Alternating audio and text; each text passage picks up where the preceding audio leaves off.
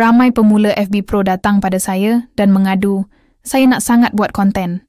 Tapi, masalahnya saya tak tahu nak mula dari mana. Nak cerita pasal apa pun tak tahu. Kalau awak pun rasa macam ni, tahniah. Sebab video ini saya buat khas untuk awak. Serius, hari ini, saya nak tunjukkan cara paling mudah, paling simple dan paling tak pening untuk awak tentukan niche dan bina hala tuju konten. Saya panggil benda ni kompas content.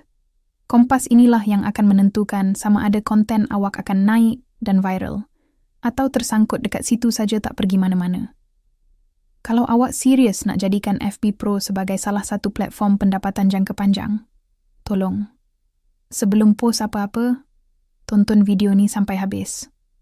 Penting sangat ni. Kita mulakan dengan soalan paling asas sekali. Kenapa penting sangat nak kena tentukan niche ni?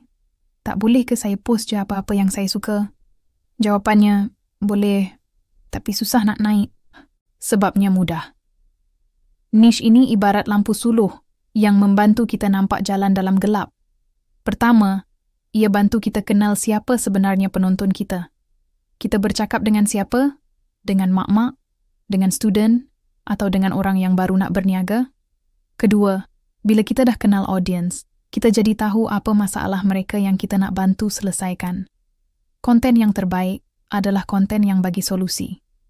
Ketiga, ia mengelakkan konten kita jadi macam rojak.